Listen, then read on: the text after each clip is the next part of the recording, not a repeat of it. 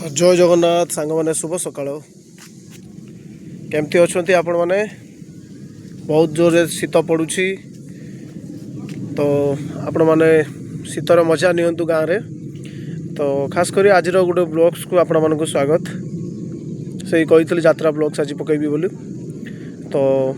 जानी तो राति गोटे काली पकईली मनसा यात्रार जो वीडियो कही पकेबी बोली पकईली आहरी मनसा यात्रार वीडियो गुड़ा अच्छी पर पकेबी तो किसी खट्टा मिठा मिसईकी आम करवा तो सेमती हूँ अपेरा स्वप्न महल गोटे जो एंकरिंग करुँच तार भी वीडियो गुड़ा अच्छी ताकू पकेबी तो एबे जो वीडियोटी पकेबी नाटकर वीडियो जो नाटक प्रथम दिन होता चिरकुलार नाटकर ना हूँ तो आखि लुह आ भल लगुनि से नाटकर प्रथम दृश्य जो झलक अच्छी ताको पकेबी आपण मैंने निहाती देखिए देखो केमती अपेरा केते सुंदर माने म्यूजिक पेंडेल लाइट माने जो माने बजाउछन्ती म्यूजिक पूरा जबरदस्त म्यूजिक रो जो रिदिम वाह बबाल माने बसिकी देखिए जो म्यूजिक रो रिदिमटा आउ साउंड क्वालिटी पूरा एक नंबर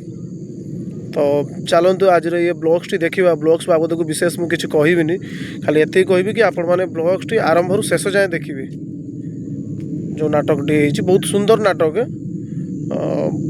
यहाँ हूँ प्रथम सीन रो झलक तो देखु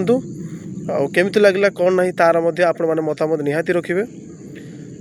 एवं सांग मान वीडियो गुड़ा सब शेयर करूँ जहाँफल से ये सब वीडियो देखार मजा नहीं पारे तो प्रथम मुझे यूट्यूब अपलोड करुँची नेक्स्ट तापर फेसबुक थ्रो भी अपलोड दूसरी तो रही चलते आज ब्लॉग्स को आरंभ करिया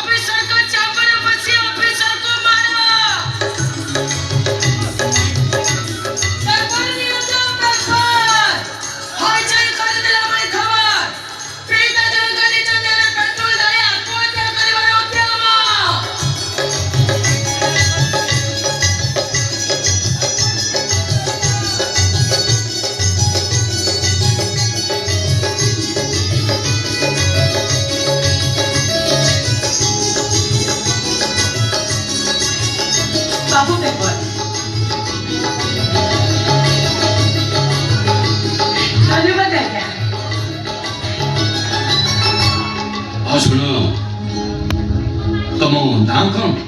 वर्षा वर्षा नानी सची अच्छा मो तो चिन्ह छ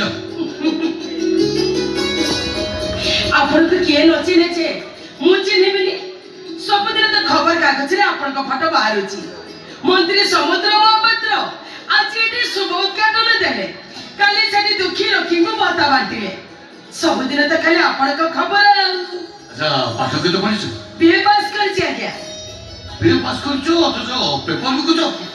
गरीब घर मो बहु पर घर मुले लागी मते पाठ पढ़ाए मो सान भाई बाबू मोटारू बेसी भलो पाठ पढ़े मु तो छियो पिलाटा एते पाठ पढ़ी करिवे कोन सेते भाई मो मो सान भाई को पाठ पढ़ौची गुड वेरी गुड मो सान भाई बाबू दिल्ली ले रही सिविल सर्विस पे प्रिपरेशन होची तार दीटा एग्जाम सरी जाईची सेतरे से पास भी करिची आ गोटा एग्जाम बाकी अछि सेतरे मो भाई पास करि गेल ना मो भाई गुटे बड़ ऑफिसर हबो ए वाह अरे झियो पिला ताई इते काम करतो परिवार चलौछ तुमी साधु भाई के पाठ भी पढौछ खाली कोन सती के आज्ञा ମୋ ବୋଉ ଡାଇବେଟିସ୍ ସାଙ୍ଗକୁ କିଡନୀ ରୋଗ ମାସକୁ ତାର 2000 ଟଙ୍କାର ମେଡିସିନ ସବୁ କିଛି ଏଇଥିରୁ ଆଜ୍ଞା। ଆରେ ବାଃ, ଆରେ ତମ ଭଳି ଝିଅ ମୋ ନିର୍ବାଚନ ମଣ୍ଡଳୀରେ ଅଛନ୍ତି, ଏଥିରେ ଖାଲି ମୋର ଗର୍ବ କରିବା କଥା ନୁହଁ, ଆମ ରାଜ୍ୟ ଆମ ଦେଶ ଏଥିରେ ଗର୍ବ କରିବା ଦରକାର। ଆଚ୍ଛା ଠିକ ଅଛି, ତମ ତମ ନାଁଟା କଣ? ବର୍ଷାରାଣୀ ସେଠି। ଆଚ୍ଛା,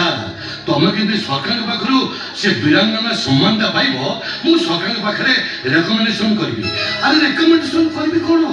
ସେ ପୁରସ୍କାର ତମେ କେମିତି ପାଇବ